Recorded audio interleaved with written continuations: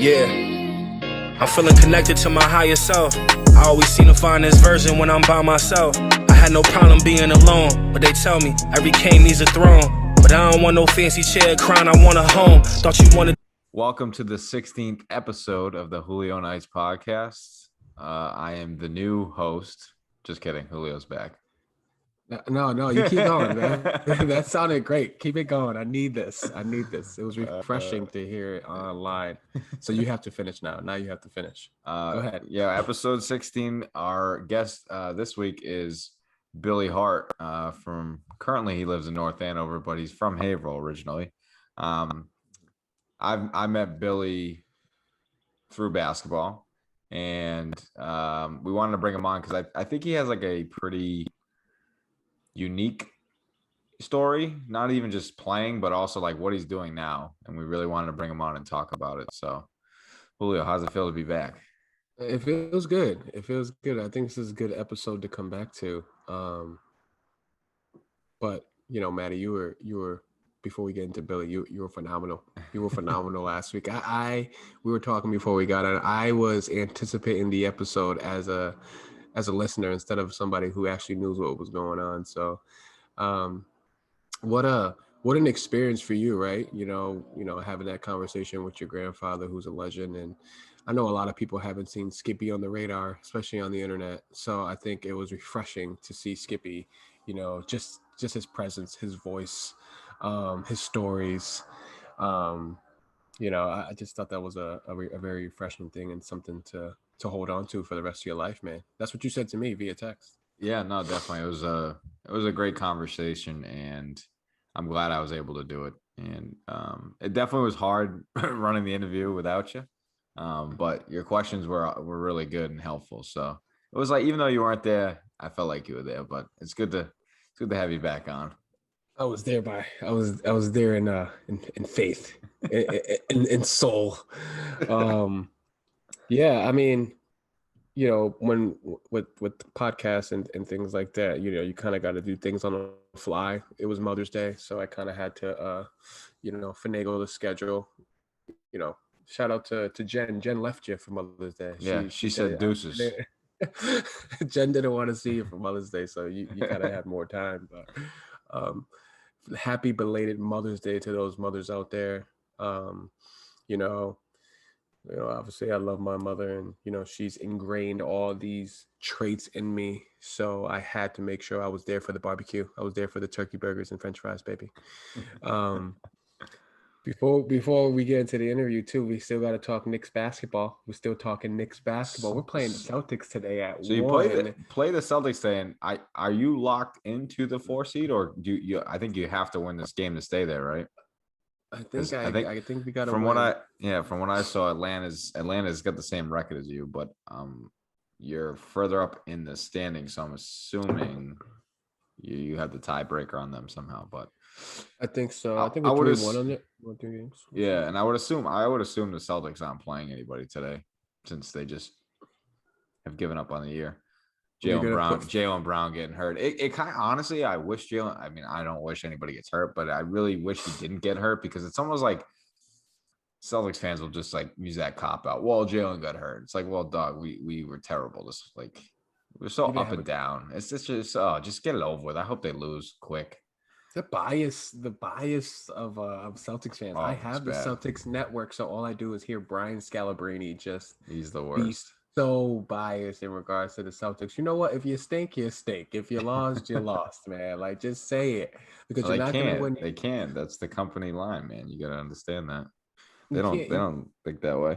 You can't win games with Grant Williams playing a bulk of your minutes at the power forward position. You know, you just can't. But the Knicks are, yes, we're in 4th. We're playing good basketball right now. I'm excited. The playing game should be exciting next week, but still gimmicky. But it's I know it's still gimmicky, but yeah, I mean it's extremely gimmicky. It's because the Lakers are in 7th place right now. Well, I know. So I think Trailblazers need to win tonight.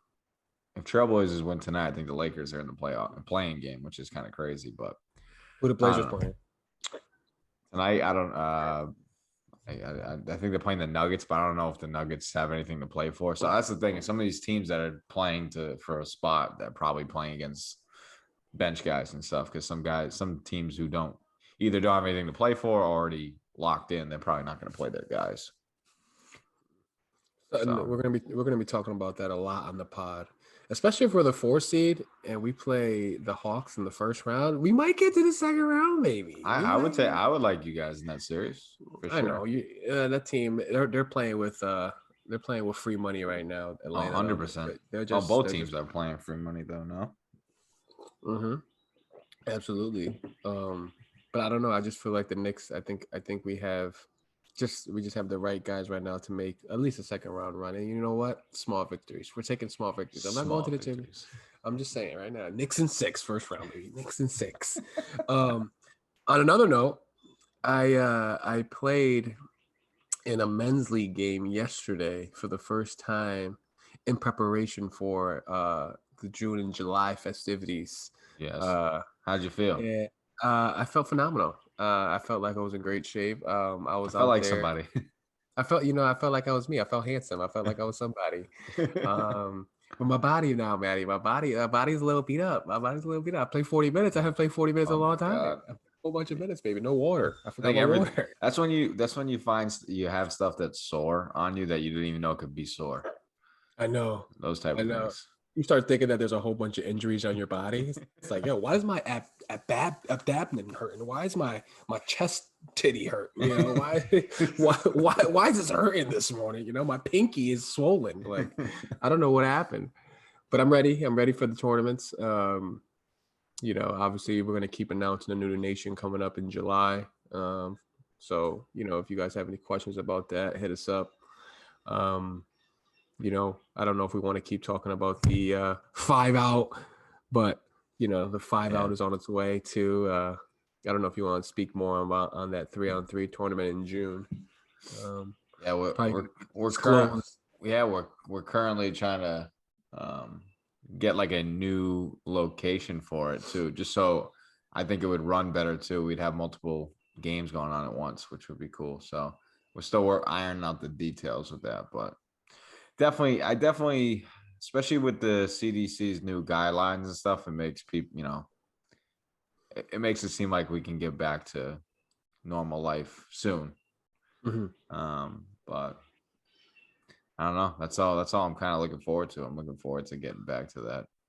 You think, and again, we're going to get off the basketball conversation for a second. Do you think that all companies, schools, just everybody's going to require a mandatory, shot to have the vaccination, to get vaccinated? I don't know. That's a great question. Working in a school, I just find it hard that you would make it mandatory, especially in the school I work in. I think colleges and stuff, they are starting to do that. And again, you can say it's messed up, but again, they're a private institution. They can do what they want. And, I think that if, science shows that it works, like the vaccine works, and yeah, I think for a college, it makes sense because you can't really dictate what kids are doing. You're not always, there's not always guidance, are they always going to wear a mask, stuff like that. And just in a living situation at my school, I just can't imagine they would make it mandatory, but I don't know. I mean, it's everything's so new that some people might. Yeah. It just, you wonder, because if without the mandatory, I think it's going to be hard to get back to some normalcy. There's always going to be people kind of just like flinching in regards to, did you get vaccinated? Did you not get vaccinated? And when we refer to sports, I've seen the tournaments already, and I've seen like leagues, like people aren't wearing the mask. It's not the mask is under the chin. You know what I mean? It's under the nose. It's too, like we've talked about, it's an optics thing at this point. And if you're gonna wear a mask, I would say wear it, or like you just said, it's under your chin. That doesn't help you. So I don't know. I think the CDC's new guidelines are making it seem like, we're trending in the right direction, but I think so many people are just so mentally, frazzled from this pandemic that it'll be different for a while now. I don't think people talk about being back in normal. It's not like we're just going to wake up one day and it's back to what it was. Yeah, good point. That's an extremely good point. I wanted to touch on one more thing before we get into the interview. And it was just funny because we were talking Knicks basketball and we were just talking, with Billy being on, it's like, I feel like Billy's like a self-made person. And I feel like he's like us, he's a competitor and, kind of a no nonsense, like I'm straight to the point. I'm about this hoop stuff life. And it was funny. I want to tell a story to kind of like tie it all in. I was in the grocery store about 3 days ago. And this guy, and I would never be able to even tell you his name. This guy stopped me in the grocery store. I think I was in the spices aisle. I was getting some spices. I think I was getting some onion. I was getting some onion powder. I was getting ready for my turkey burger sesh. And he goes, "Oh man, like," and again, I'm not trying to say that I'm this star or anything. I'm local. I'm not saying any of that. So he stops me. He's like, he's got his 2 kids with him and stuff. He's like, "Oh man, like I remember you. Do you remember me?" I was like, not really. Like is it Johnny? Like I don't know your name. So he goes, "Oh no, man, we played at this park a couple of years ago. I think you were like in high school, man. You were really good." I was like, I'm sorry, man. Like I'm literally having this conversation. I was like, "Oh man, I'm sorry. I don't really recognize you." He was like, and then he started to tell me the story. So the story goes like this. His nephew was playing at the park that we were playing at, right? And he was playing against us and me and my boys 5-on-5, and he stunk. He was shitty. He wasn't a good player. And we were just running him off the court, and me, probably like 14, 15, 16 years old, I was just talking my shit, at the park, kind of having a good time. So I guess the kid ran home and told him, the uncle who stopped me in the grocery store, and told him. And I guess the uncle thought that he was this prestige basketball player. So he came down to kind of defend his nephew. But he tried to come on and play and hustle us. So he came on, he had next, he came on. And now when he was telling me the story, I was like, okay, I remember. So he comes on, and he's pretending he doesn't know how to play. Solid guy, like good body. He's probably like 6'2", 6'3", good body. Yeah. You know what I mean? Good physique.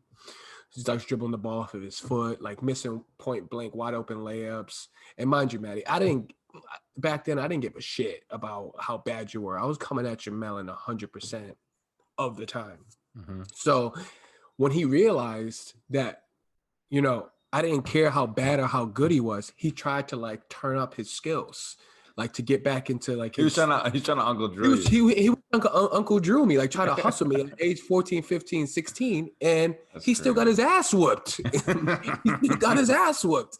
So that he came to me, he was like, "You know what?" He was like, "I found out your name." He was like, "I'm always gonna remember you because you know what? You always played hard. It didn't matter what you did. It didn't matter who was on the court." He was like, "I could just tell you were different from your peers around you because you didn't give a shit that I was good, and you didn't care that you knew I knew how to play. You played the same exact way from the beginning." Mm-hmm.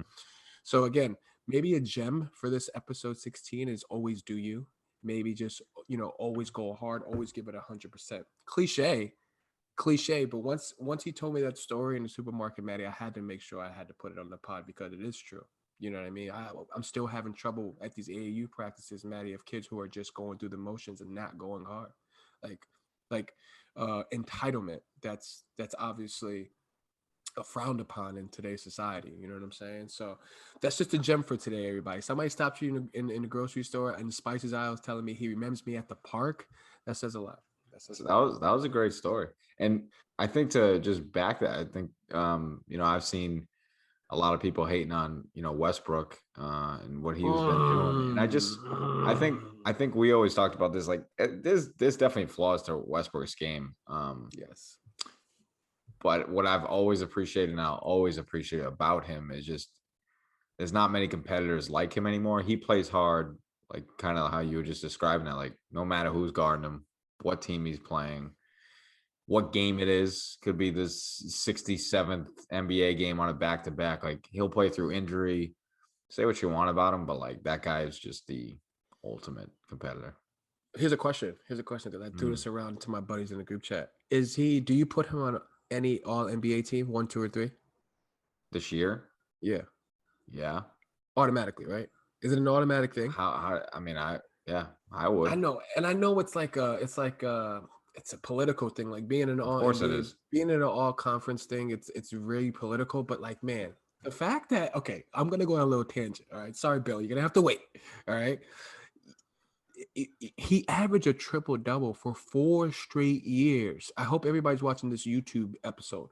Not 4 straight years, 4 years, 4 years, 3 years in a row. He averaged a triple double.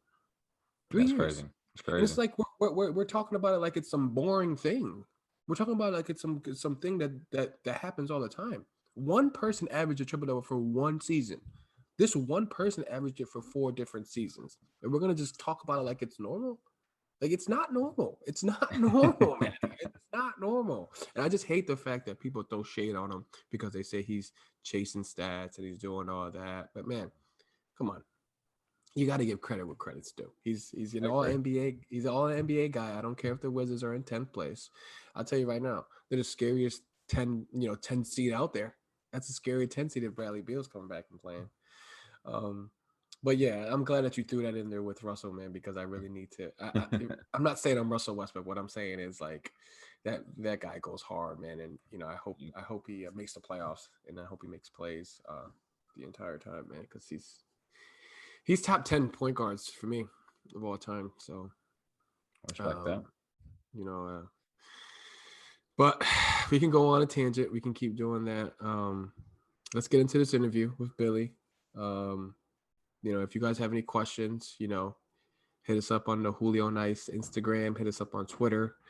If you have any comments, please put those on the reviews on, iTunes and all the good stuff. We're getting some static here. We're getting Hall of Famers on here. So if you guys have any suggestions, let us know. But here's the interview with Bill Hart.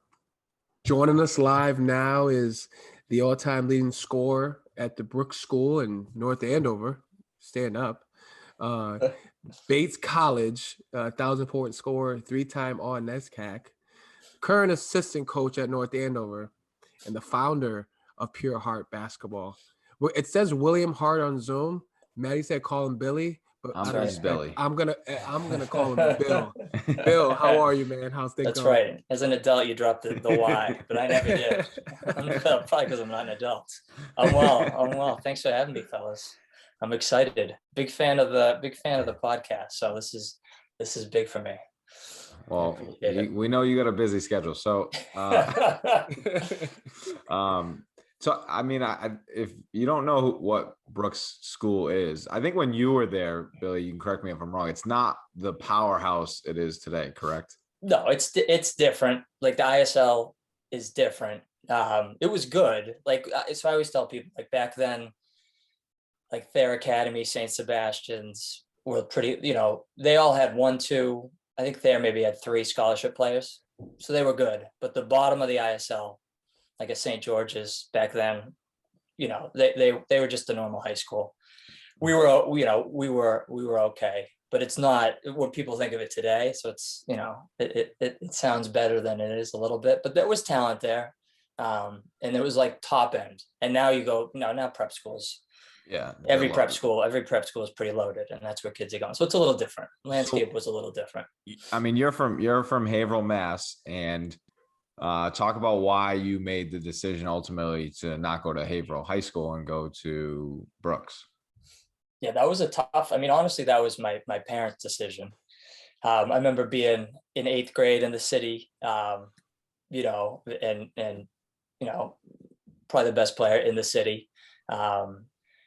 And talking to the Haverhill High coach, and Haverhill was pretty loaded back then. Like they had some really good teams. This was before you guys were in the mix, but the Rocker brothers, the Polino brothers, Kenyon Foster, legit talent. They made some runs, pretty far.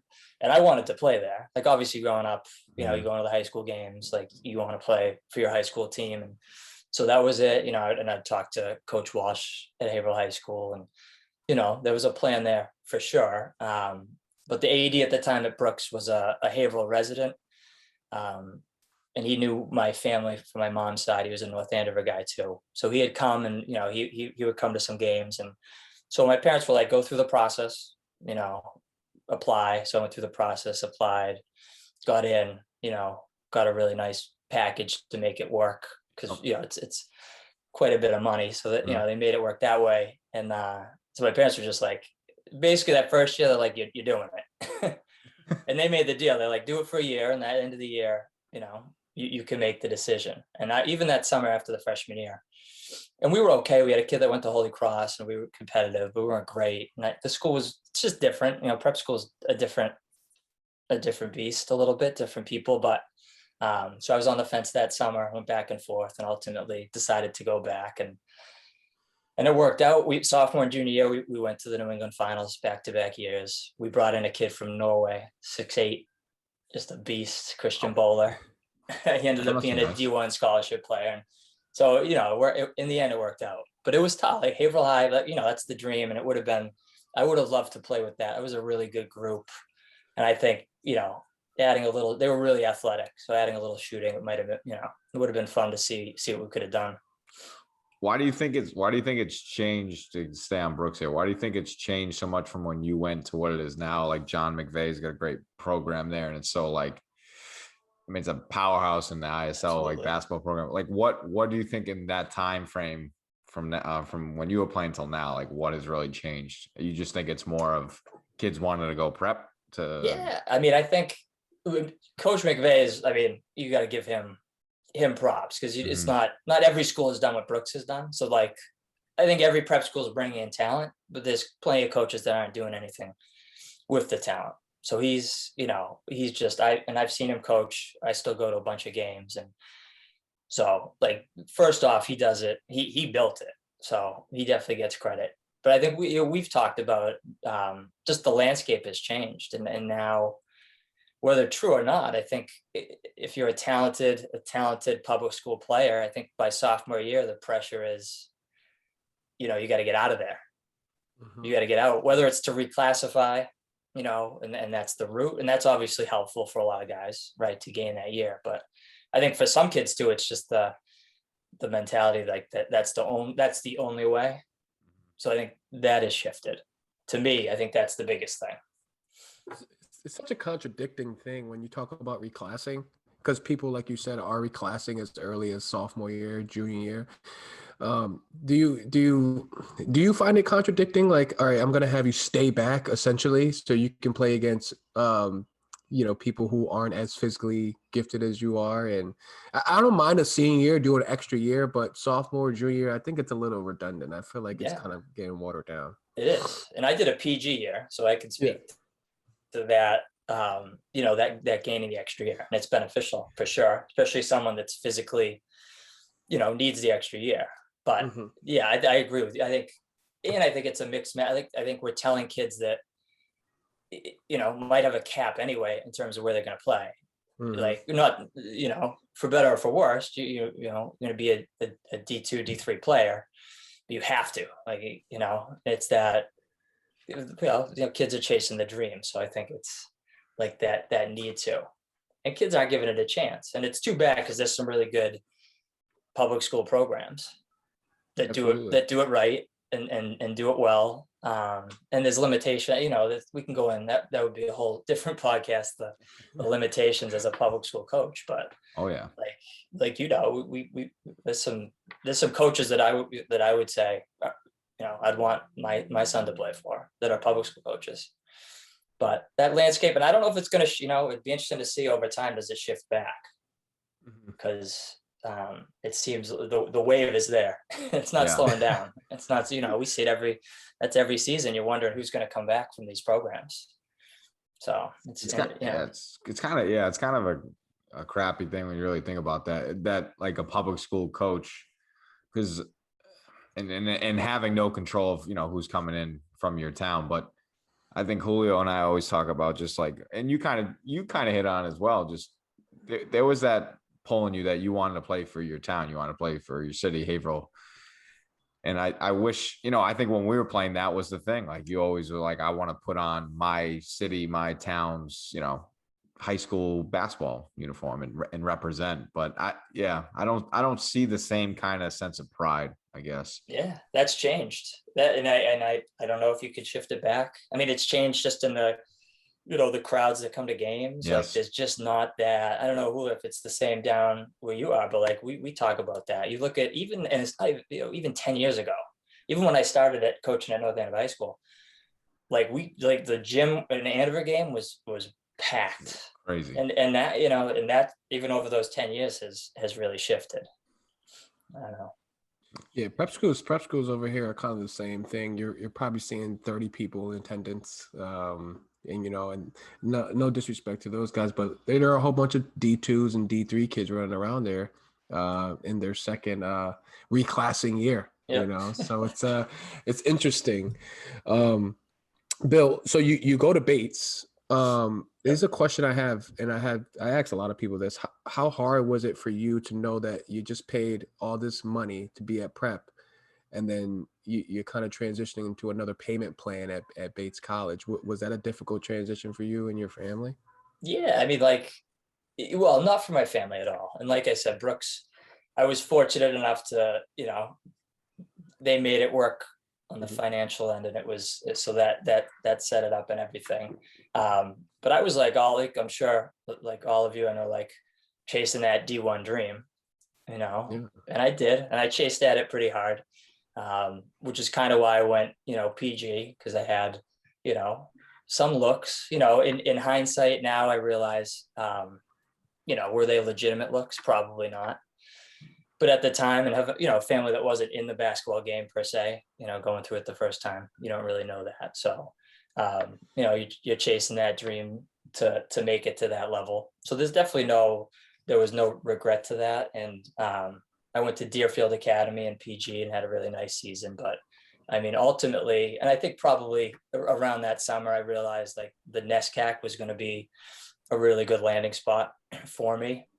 I got a chance to go out to see Williams play at Amherst, see Bates play, see some just real, and just be shocked. And like we talk about, I tell kids all the time, like, they don't understand that level of play, how good it is till you go and see it. And then it opens your eyes to like, this could be, this is a good atmosphere. These crowds are alive. These guys are really good. And so somewhere around then, I think I realized that was just the reality of it. The Division I was not going to happen.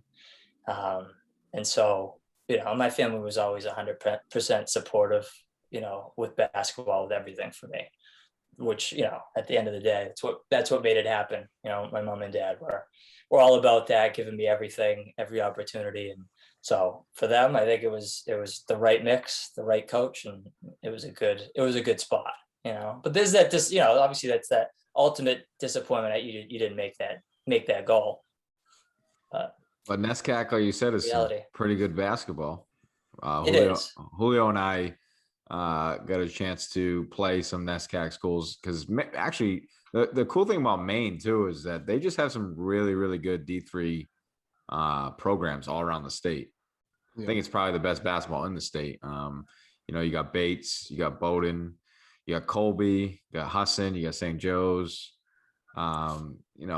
Like there's a whole bunch of different D3 Maine basketball programs up there. So what 6 hours apart each one? I was gonna say, I mean, well, Bates isn't too bad. Bates, Bowdoin, and Colby are not bad, but there are some. Yeah, we've all done the Maine Farmington trip. That is a brutal one. That's another good program too. That's not a fun game.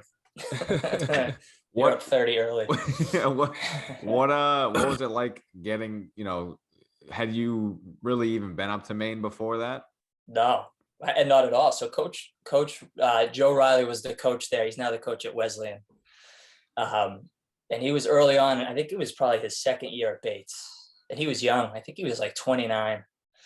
The year he recruited me, and he started that PG year. So I had not, I heard of Bates just through like college catalogs, but no experience. Had never been up there to see them play or anything. And he was he's to this day the best recruiter that I've ever seen, either for a player who's, someone I'm coaching who's being recruited. He was nonstop in a positive way. Just made you feel like you were the most important piece to, what he was bringing in. Just like cared about you, he like built like a real relationship with you, came to a ton of my games.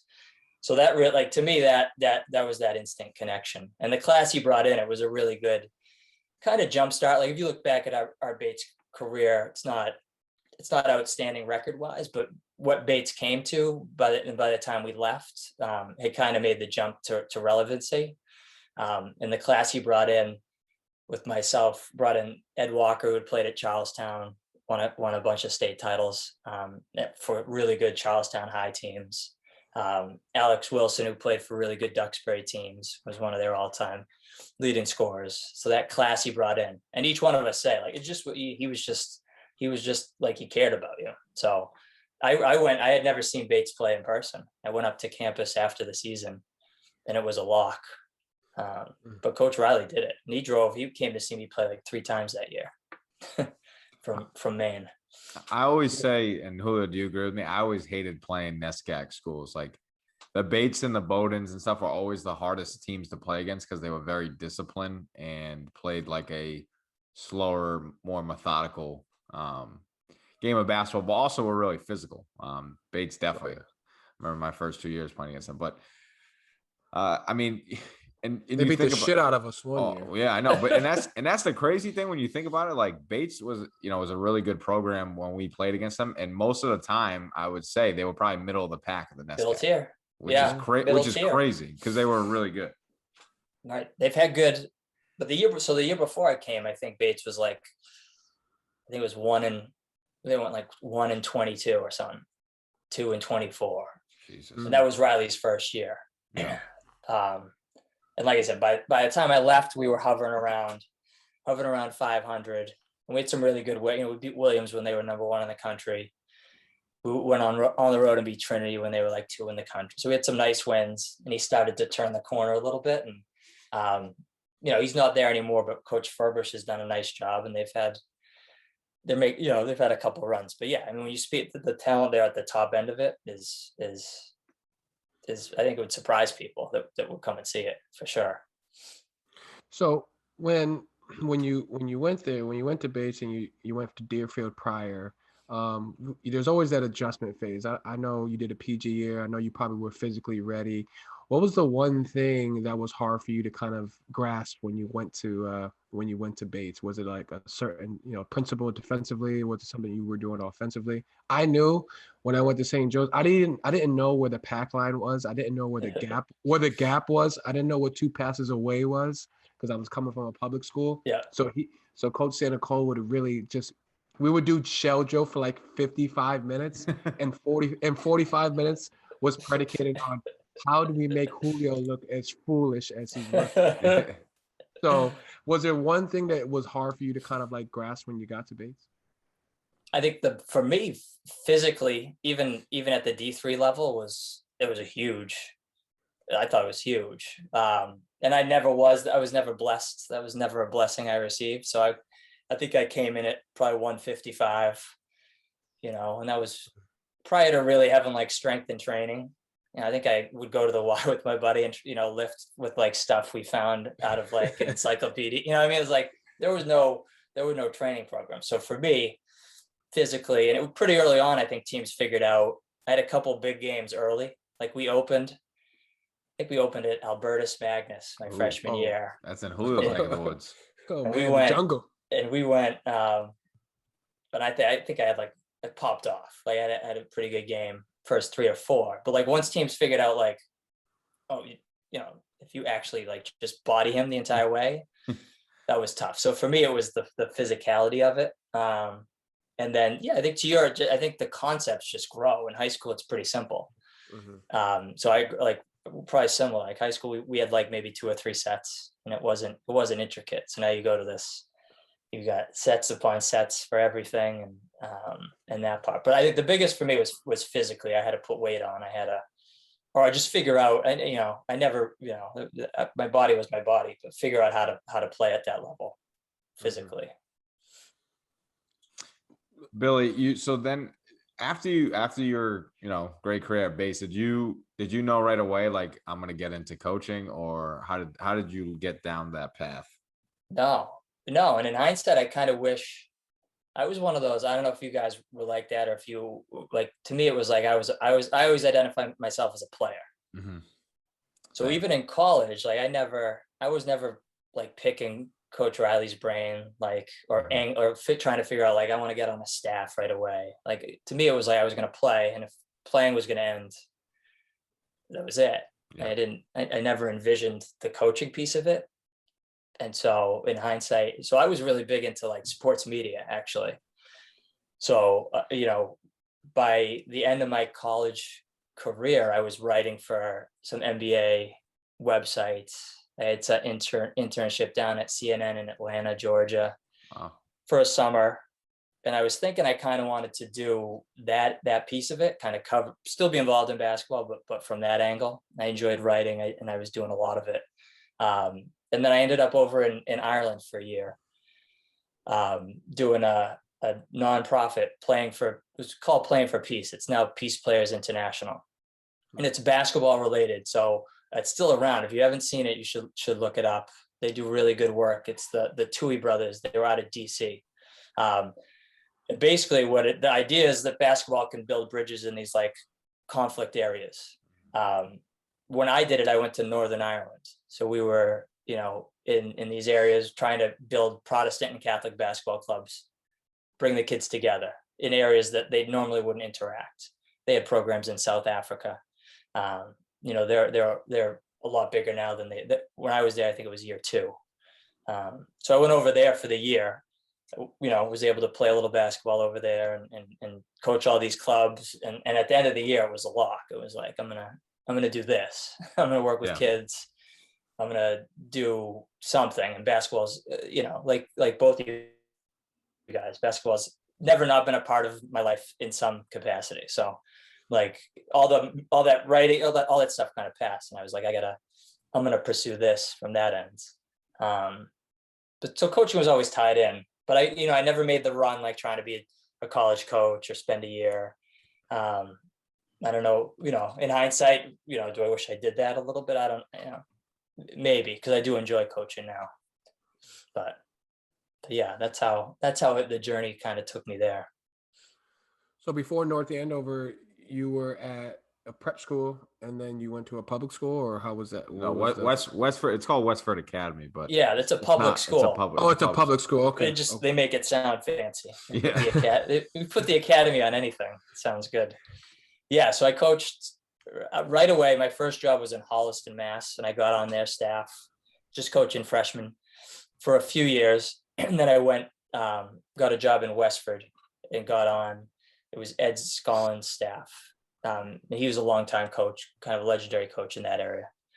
And again, was just coaching freshman ball. And he kind of had his people, so I wasn't really involved in the day-to-day operations of the varsity team, but in the gym. So I was happy. And then ultimately ended up at North Andover. I had one finalist. I was a finalist for one head coaching job, which probably would have shifted my whole career trajectory. I was a finalist at Haverhill High, which was like the one public job that I really wanted, just being from Haverhill and knowing the talent that was back there. I wanted to get in there. I still knew a lot of people in the area. They ultimately went with another guy who was he was an AAU connected, and I think they chose that route.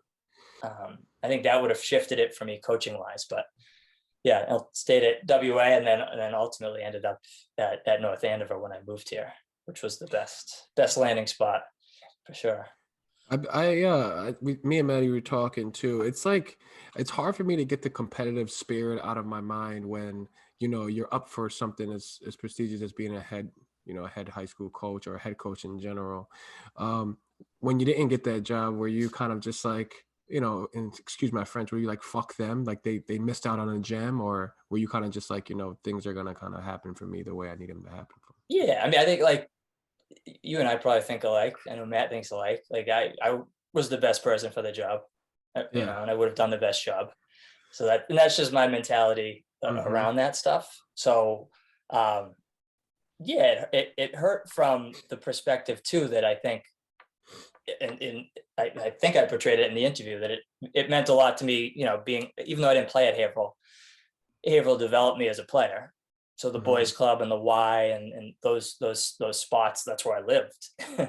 So it meant a lot to me to go and kind of bring that back, and Haverhill had kind of fallen off the map a little bit.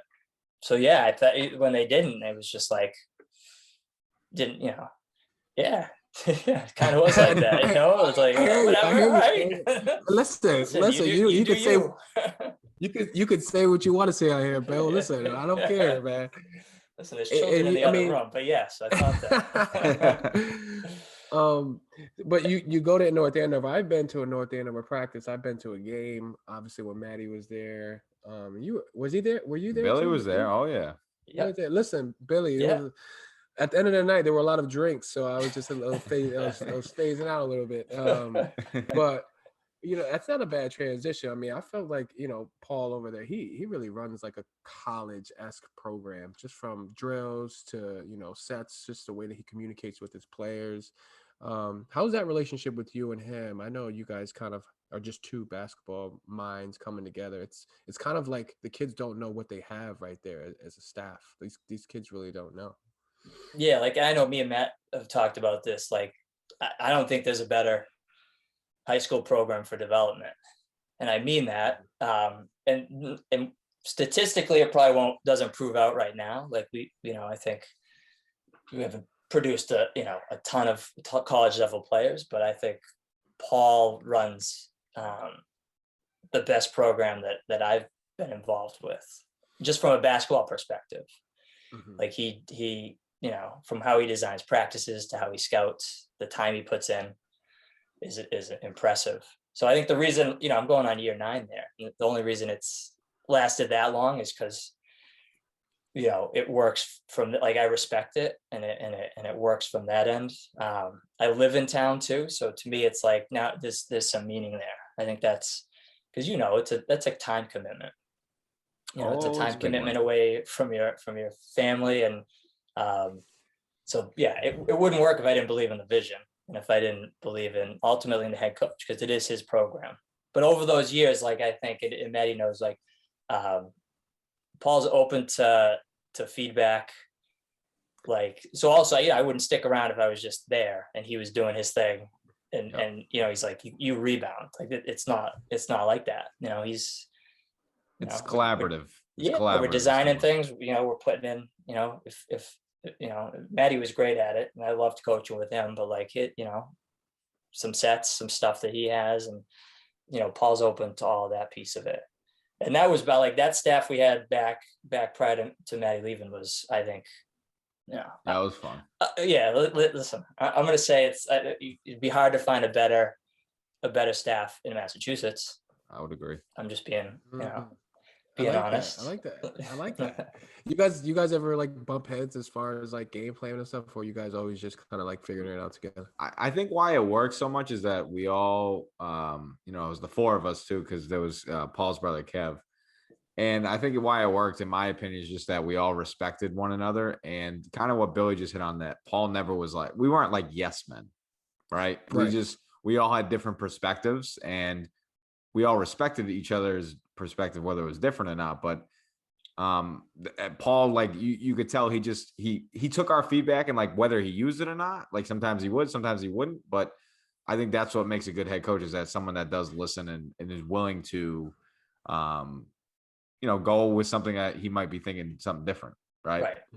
And I think he carved out, like, everyone had their role sort of in what they were working on. And, Maddie was there doing all the shooting and doing the guard stuff. And I was working a lot with the JV team and I think I wouldn't even say butt heads. I think Paul's very, very, he's conservative in his game plan. Like, he's pack line, and he's, half court, let's build up the defense. And, I would always err towards, I'd want to pick up and pressure, so I'd always be like, I think we could extend it a little bit and play a little faster. And so I think stylistically, We did for a little bit. The JV team would get up and down a little bit more. Billy and I led the probably Massachusetts with bench warnings for assistants.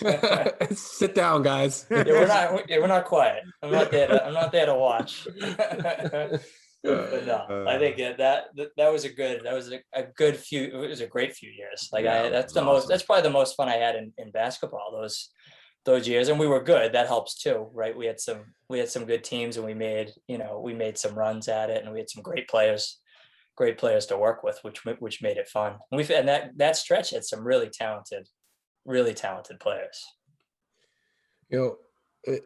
Billy, I always ask this question whenever I get somebody who's kind of like involved, obviously family, your wife, you're the JV guy, you're the assistant, not the head guy, spending a lot of time there. How does that take a toll on your family? How does that affect your kids and, how you kind of run your life as a dad? Yeah. Well, I think Kim, my wife, knew, I think, that basketball would always be, because she's never, it was always there. So a part of that helped. But, for me, there has to be that balance. The great part about where I coach now and why, it works for me and has worked for so long is that, like, my family's a part of that program. Like, my son, he's been, since he was 4, since he was old enough to, like, not endanger himself, has just been at the gym. Like, he comes and he's there. And that was always big to me. Like, it wouldn't work too if, like, Paul had an issue with that, or if it didn't work out that way. So he's kind of grown up there. My youngest son, will probably be starting pretty soon, roaming the gym, and my daughter comes. And so for me, it's like that family extension, which I think helps. And ultimately at the end of the day, it's your family's everything, and it has to be a part of everyone's world. Absolutely. And it's worked, and it's part of, like, developing, which we'll talk about a little bit, the Pure Hart brand, so to speak. Like, it's an extension of that, which is why I think it's working well. And I think, also your family, I think if there's some meaning behind it, if you're not just going to go and hang out in a gym, and your partner sees that, it works. But it's hard. That's a sacrifice. And I know, like, some young coaches that are just getting married, and it's like, it's a conversation you need to have, because if you're going to be a good coach, and you guys know it, like, there's no 50%. It's a time drain, and it's really 12 months. It's not even, there's down times, but it's year round. It's communication. It's everything. Sorry to cut you off, Maddie, but I was just asking because there is times where you spend a lot of time at the gym, and then you come home and you just get the back of the wifey. You can't. You go in the same bed. She don't want to see you. You've been going for 12 hours. You only texted 6 times. When you drive in the driveway, like seeing a press. Let's call a timeout. Let's set something up here. A retreat. Who I was gonna say, because he brought up his oldest son. His oldest son had one of the best lines I've ever had a kid tell me. He was at the summer camp that we do at North Andover, and he comes up to me with his ball and he goes, "Coach, I think something's wrong with the ball." And I was like, "Oh, all right, like, is there no air?" And he goes, "No, it's just not going in." I told Bill, I said, "Yep, he's gonna be a hooper." Dead serious too. Yeah, dead serious. He wasn't even making a joke. Something wrong with this ball, man. It's not going in. It's not me. It's not my game. It's got to be the ball. No, his form is tight.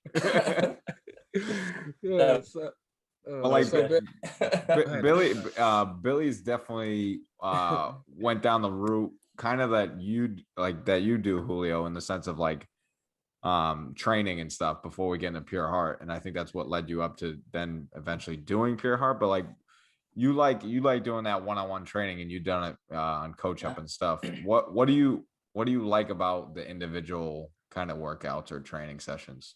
Dude, and I love it. I love doing that. That was a real connection to me, and it was my own, which I love too. Like, it was, I wasn't an assistant coach or anything. It was kind of like my own kind of thing. what I love about it is getting a player, that's, and I was working with players that were from beginner to, intermediate skills, and just really honing in and trying to develop like a plan that was going to get them better, and just thinking about it like comprehensively. I love that. I love sitting down, and I'll do that at night for like a half hour and just be writing out stuff. And like, it wasn't just drills to be drills. It was like drills with a purpose. And I really enjoyed that aspect of it. It was like thinking, this kid's, he's struggling at this, what X, Y, how can I help him get better?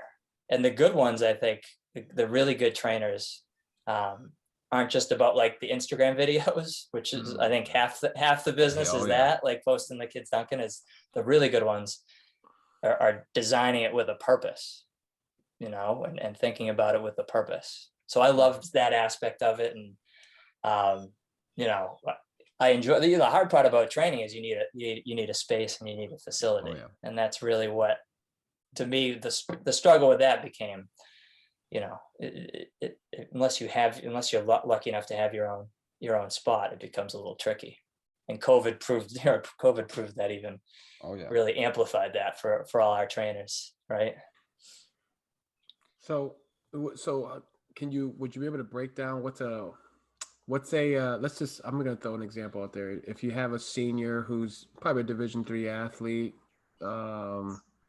what's a normal workout for you as far as like training one-on-one? Well, part of what I like to do too is like figure out, so with a guy like that would be, where are we projecting you to play next year? And then let's really hone in on those skills. So you're, a D3 guy, and we project you to be, playing more off the ball. Like, we don't need to do full court cone dribbling drills for 30 minutes, right? Because we need you to be an efficient dribbler. Like, right. I need you to be able to, shoot off the catch. I need you to be, shot fake 1 or 2 dribbles. I need you to be. So I'll look at, I watch a ton of basketball, and I try to like diagram what are the shots that most commonly happen, and like, let's design a workout. Like, let's take a ton of corner threes, because that's a shot that's going to be open for you. So when I design a workout, it's really, first I look at the player and the positioning, and we try to hone in on what's going to be relevant, and let's make it an efficient use of time, rather than just doing, you don't need to do offensive rebounding drills. I don't need you to do mic and drills for 10 minutes. I need you to be getting shots that you're going to get in a game, and do them at game speed, and do them with a purpose. So I do try. I mean, I don't think that's unique. I think a lot of trainers do that, but I would say for me, my workouts with kids are purposeful, and like at the end, hopefully we're going to see improvement in those skills that we're really drilling down on. Billy, you look like the type of guy who's contesting all the jumpers. Are you contesting? I'm getting a workout. If I'm there, I'm going to get my steps in. I'm super. I'm probably like you. Like, I'm in it. Like, if we're working on, decision making, I'm going to be defending you and pushing you to a side. Like, if we're working on whatever, it's a workout for me too. I'm not just feeding you the basketball or talking about it. For now, at least. I'm getting old. So is that so? After you were doing that for forever, how long is that? So how did Pure Hart come? How did that come about? Yeah, so I did through this company, our online platform was like Coach Up, which I had told Maddie about, and it was great, right? Yeah. Like, meet some interesting people, and like, but it was getting old. And Pure Hart started. Well, I mean, the YMCA in Andover runs a basketball YBL, right? So it's like the normal in-town league, hundreds of kids, and my son was doing that. And at the end of one of the YBL seasons, I met with like the director of activities, I forget what her title was, and just pitched her my idea, which was, kind of creating a basketball plan like throughout the year, so like a consistent offering with actual coaches, to provide, because they have a ton of kids, doing it. And she was like, yeah, we'll, see how it works. So it started very, no company name, just started with me hosting like a spring clinic. And it was pretty well received. And then we had, we rolled it into a summer clinic. And then at that point, the wheels started to click that like, this could be something cohesive. And the why just kind of went along with it. And like the mission, I think was similar. They wanted it to be getting kids involved, keeping them active, and they loved that it was bringing kids into the gym, having positive experiences. And so it was probably about like year after that first cycle, like spring, summer, fall, that I got the idea, like I can make this a real entity, a real thing.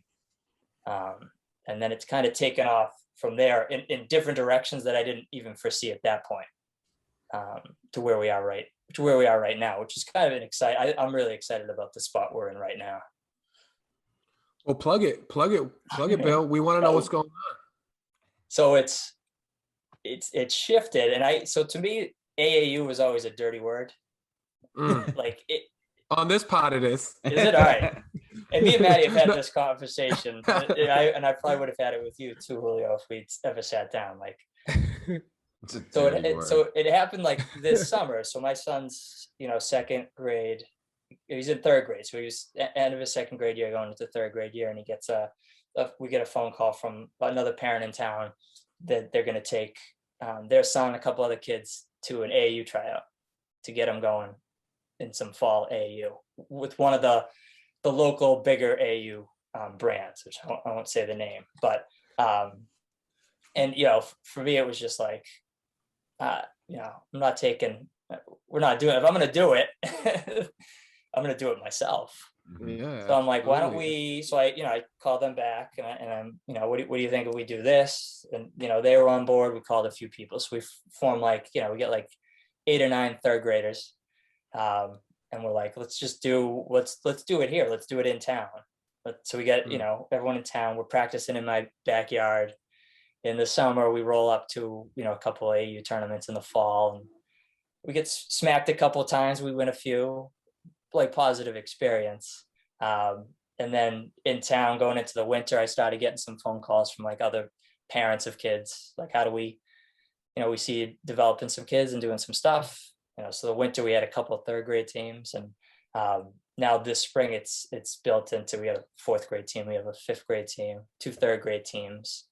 And so now it's kind of grown a little bit where that's hopefully going to take off a little bit.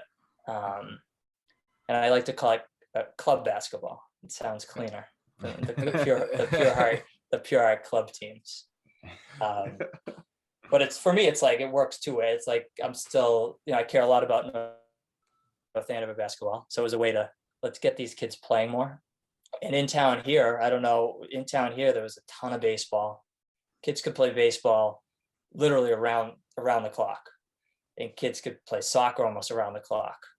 But kids in North Andover for basketball was winter stuff, and then you'd have to find your own AAU program. And it was all, kind of discombobulated. So initially it was just like, I just want my son and his classmates playing together and getting, doing it the right way, at least the way I envision it being the right way. Absolutely. Well, congratulations to that, man. That's kind of like a big deal, because I feel like those 3rd and 4th and 5th grade teams are going to eventually turn to 7th to 8th grade, 9th grade teams, and we might see them on the circuit soon. Yeah. Well, we'll see where that goes. But ultimately, it's like, I think the wheels have kind of clicked, and the timing was right, I guess. You talk a lot about timing, being in the right place at the right time, but also, like, part of that is the preparation. Like, you have to have prepared for that, and at least I have a vision of how I want to do it. Mm-hmm. And that's like, I know Maddie and I have done workouts for other AAU programs and helped out. And the thing for me with all those was I never saw like a plan. No. Like, I'd go and run these workouts, and it'd be like, I'd be like, all right, what do you want to accomplish? And it was basically like, you got 90 minutes, fill it. And I'm like, but like, do you, like, what are we working on? What, what's the system? Is it emotion? Is it 5 out? Is it, you doing a lot of pick and roll? And there was never anything. So to me, and I'm, I don't know if that's a difference, if that's every program. But for us, like the Pure Hart Basketball, there's a system. Like we're teaching kids from 3rd grade through 5th grade right now, the same stuff. Like we're all doing, it's all man to man. It's all like the pack line principles. It's teaching kids at 3rd grade that, help defense is really important. Like my 3rd grade team could tell you, like, it's all we talk about, right? Are you basket line? Are you in the gaps? Like all this stuff that you were learning in college, like my guys are getting it right now. Like my son's hearing it. All we talk about is landing on 2 feet, right? Oh yeah. We do drills constantly. Like that's probably the thing I say the most to my kids, right? Every drill is going to be, we're finishing off 2, right? We're making these reads. And so for me, like, and it's, I only have 4 teams, so I can do it. Some of these bigger programs with 80 or 90 teams, I feel like it's just get 10 kids together, go. 10 kids together, go. Mm-hmm. And so that I think I'm hoping people will see the benefits of like a cohesive, smaller system that has a purpose, that has an idea of, what we need to get kids doing. And we're pretty good too. We have some players. Yeah. And I think it also, I hook up Billy a lot because I'll have parents ask me, do you know anybody that's like a good individual trainer, like especially for younger kids? And I think that's what Billy's skill is, that he can do. He's kind of flexible with any age. I don't know if I would personally do like individual workouts with like really young kids. I don't know if that's like kind of like what I'm into, but Billy's so good at it that I'm telling you, whether it's, individual workouts or like now, because it's Pure Hart, like I've already had a couple people that are doing your stuff at the Y, like, someone that, does good basketball, or asked, this guy, Bill Hart, is he good? I'm like, dude, I'd send my kid to him. Yeah. So I appreciate that. Oh, and we're trying to, plug. We got to plug, and we're trying to build that network of coaches. I'm going to try to get Maddie in the gym this summer a little bit with our shooters. Maybe get Julio up for a little bit. We got Coach Tanglis in the gym. We're starting to do more focused on some girl stuff. So we have Jess Devaney, who's the girls head coach, who's a BC Hall of Famer, ACC legend. She's going to start with our girls. We're going to try to build the girls program up a little bit starting in the fall. So, part of it too is getting good people. So I don't want to grow. I'm not looking to grow this thing into a monster. I'd rather be very methodical and get really good people that love kids and love basketball and teach it the right way. And, and do it that. And I'm not looking for the glory on the circuit. Mm-hmm. If it comes, it comes, but like, yeah, less is more, I think, and especially in AAU. I think less is more, because then you can service the kids you have in your program. It does, and ultimately at the end of the day, there's a business component to it, right? Mm-hmm. Like for everyone, but I think for the people for the bigger ones, it's I think a lot of it's just it's the end total.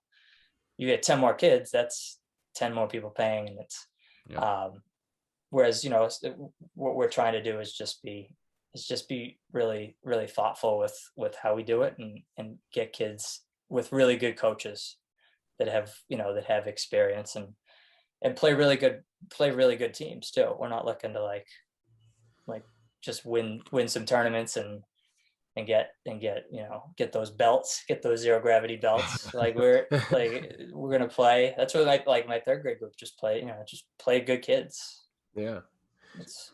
So if anybody out there that's listening to this pod wants to like learn more about what you're doing and the Pure Hart Basketball, I mean, you're on Instagram, you're on Twitter. I'm trying. Yeah, you it's are. Tough. I need a there. social. That's a whole. It's a whole different element. So when I tell Julio, it's it's a necessary evil, yes. I should say, and it is. I mean, you're making your way on there, but if anybody else wants to contact you too, you have your own website, pureheartbasketball.com. That has more information on how to contact you. But yeah, I would recommend it if you're for any parents out there that have some kids trying to get involved in basketball. It's definitely a great place to start. in the Merrimack Valley for sure. We love the game. We love the game and we love kids. So you can't go wrong if Nope. you got those two things going, I think. We need that on a shirt. We That love might the be game. my next. That might be my next. That might be my next. I have to write that down. Well, Billy, man, it was a hell of a good time, man. I after this, I gotta get your phone number and maybe we can try to connect somehow. I'd love to pick your brain. I'm a coaching's all about stealing. I'm a thief. So Absolutely. not even just with gear. I steal everything. It's nice gear though. That's not in my wardrobe. I got Billy something. Don't worry. Talk offline. Because I'm recruiting. The joke is I'm recruiting Brady to his son to play at Pike. I'm gonna recruit him, give him a scholarship.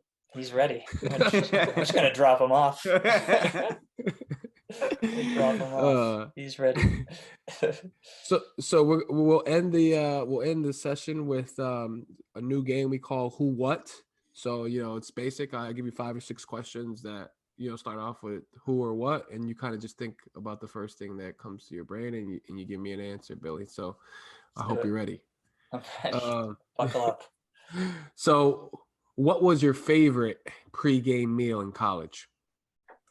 My favorite pregame meal in college. I was a big cereal guy. As long as it ain't the lettuce with the ketchup, I'm good. No, that came later.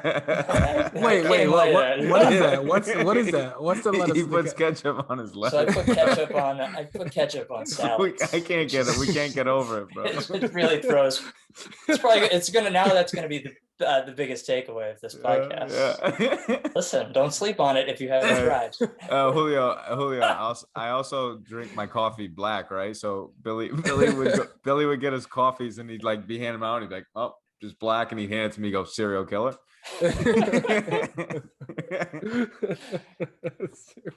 Yeah. So there. Oh god. But back in the day, cereal. Okay. As a cereal guy. Okay. Who was the best player you ever played against? That's a great one. I'm gonna go with played against or with against. Against. I'm gonna say Wayne Turner. So Wayne Turner was Beaver Country Day. He went on to win a national title at Kentucky. Okay. He played. I think he's still their all-time leader in games started. The BABC legend. I played with BABC for a little bit, and I played against him my sophomore year. I think his senior year at Beaver Country Day. Big game for Brooks. It was a night game. We didn't have a lot of night games. And he, to this day, the best defender. Like the ball was out of my hands before I even knew it. Like crossover, and it's like zoop, and he's going the other way. And he was awesome. He'd scored. I don't even think he shot a jump shot in high school. He'd scored 30 a game in the paint. So he was really good. He came right after like the Chris Herron. He was in like that Scooney Penn mix where Boston was just producing just awesome point guards. Aggie McRae, just these legends. But so he was really good. I played against Steph in a tournament once, but I would still go with Wayne over Steph. Okay. Stephon Marbury, not Curry. Marbury still was a problem. You got to remember the age range. Stephon Marbury, and he was good too. What were your favorite musical artists to listen to before games? What were some? Back in the day, Maddie's got him it's on the wall right behind him. Oh, Biggie, got a lot of Biggie going. Yeah, definitely. He was the man back then. You got a favorite track? Juicy's probably still it. Classic. But I loved. That was definitely. I listened to a lot of Biggie, a lot of hip hop. But Juicy before a game? Juicy sounds like, No, but not necessarily before a game. But that's still my. That's chilling in the crib with a salad.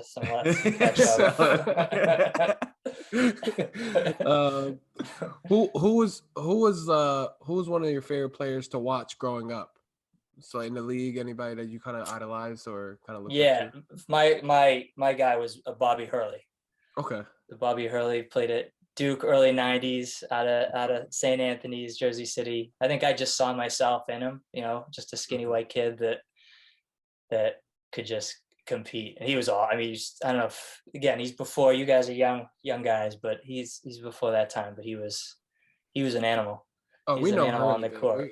So he was my guy. Loves him. He's still coaching at Arizona State, right? Yeah, he's still at Arizona State. Yeah, he's still at Arizona State, and those Jersey City, those St. Anthony teams. That's another great book if you haven't read that, Miracle at St. Anthony's. Yeah, I gotta get to that. Which is the Hurley book about his dad and his dad's. We all know his dad's stuff, but yeah, Bobby Hurley. Growing up, he was my guy. Okay, and the last one here. What was your favorite restaurant in Maine? My favorite restaurant in Maine. Yeah. A little place called Thatcher's. Ooh, that's Thatcher's a good place. in the Lewiston Mall? Oh, yeah. Thatcher's was like, we used to joke about it. That was like if you really liked a girl. That was the days you would ask, is she Thatcher's worthy? Yeah. There wasn't a ton of back in the day, great spots in the Lou, but that was your fine dining. Maddie, I think ours in Wyndham was Pat's. Like if Pat's. you really liked her if you took her to Pat's. That was the spot. You also got Gippers up there, Bates. You ever been to Gippers? Yeah. Gippers is good. Gippers is pretty good. That's good stuff. But Thatcher's just had the ambiance was right, the Lewiston Mall ambiance. Billy explained who the best player he's ever played against. He explained it really well because at first I thought he was going to say me at the North Andover Youth Center. Oh, Billy, you were part of those pickup games too. Listen, and that's when the age really started, and that was right before COVID. Billy doesn't play his age though. Billy, when you watch, like the first time I played Billy, I probably was like 25. And I'm like, dude, this dude does not stop moving. But like, he's the worst player I've ever guarded. Like in the sense of like, I hate guarding him because he doesn't stop moving, dude. He continuously moves, and if you don't follow him, eventually he just catches and shoots it in your face. And he's crafty. That's one thing. That's one thing. If you don't stop moving, people hate. Oh, he's the worst. To guard. So I always liked Rip Hamilton. Just constant. That's how you move. That's how you move. It's constant motion. Steph Curry said the best compliment is when someone says, "Hey, would you stop moving?" So Billy, that's Billy. That's a hell of a compliment. I'm never gonna stop. If you don't stop, I can't catch you. Well, Billy, man, it was nice to meet you. Thank you for your time again, man. I hope the listeners out there really get something out of this because I sure did. Again, my notebook's full. It's full after every episode. But I'm making sure I circle some things here for sure. Dude, that's why I love this platform you guys got going is awesome, right? It's just great because I do the same. I'm an avid listener. Skippies was legendary last week, but yeah, just talking hoops, like with just hearing from different perspectives that's what makes the game so great. So this was fun. I appreciate you guys having me on. Absolutely, man. Thanks for coming on. Hey. Just stay true to yourself. And if nobody wanna help you, you can do it yourself. And if you live and impress others, it's how you losing yourself. And if you keep on running back, you just abusing yourself. Damn. I pray to God that you find your way. And when times is good, don't forget to pray. And be thankful for all the blessings that seem to come your way, cause that's how more come to you. That's all I had to say.